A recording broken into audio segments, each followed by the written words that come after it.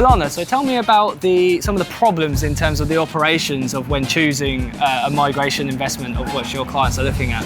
So it's very often not really the operational issues, and that's certainly not where we start. So when we start with this program, it's always more emotional. It's about what do people like? What do they want? What do they envisage for their family? Sometimes the couple doesn't agree about where they want to go or what they want to invest in. And very often, because investment migration doesn't require you to actually relocate to get the benefit, you make an investment and you have the rights and the options, but it doesn't mean you have to physically relocate. However, people tend to want to like the place that they invest in, right? Yeah, you would like to. so if somebody says to me, I've always wanted to move to Italy, then great, we start with Italy and have a look and see if it actually matches the rest of the criteria. Yeah. But then if we come back to the operational side, one of the many questions we have is how do we make this efficient? How do we move the money?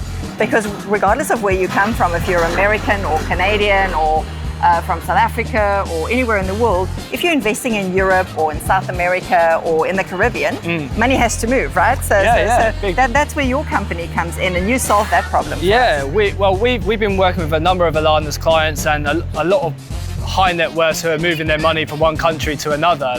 They might be investing in some of the programs in which you're offering. They might be buying real estate. They could be buying a whole heap of things. So they are taking a global position in terms of exposure to currency markets, of which a lot of them don't know the costs. A lot of them don't really understand where to start looking, and that's where we help at CompareFX in terms of identifying the costs, helping them find more cost-effective solutions, and we only make money if we save you money. So that's a very good point, because you take a percentage of the savings, so however much you save our clients on the rate. But you said something that's important here. It's not just the actual date of transaction, right? So when somebody makes an investment or buys real estate, there's an ongoing opportunity to help clients with their currency management.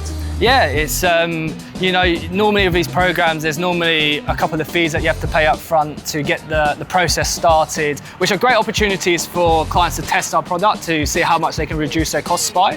And then when they have the bigger payment of which they need, the big investment payment of which they look to make in the real estate or the fund of which they choose, then we're going to save them significant amount on those ones as well. But it's the ongoing, maintenance fees of the property, maintenance fees in terms of their travel. Or sometimes the yield that has to come back into a bank account, right? Exactly. So it's good to have those. So you can also help clients then open more private client type bank accounts. I know that's not your focus. No, but it is possible to identify these multi-currency accounts, right? Like multi-currency accounts will give the client the flexibility they need when they're looking to, make these investments, because it's quite hard when you're on the ground locally to get these accounts open quickly. And we've got our panel of providers that enable the client to act quick and fast.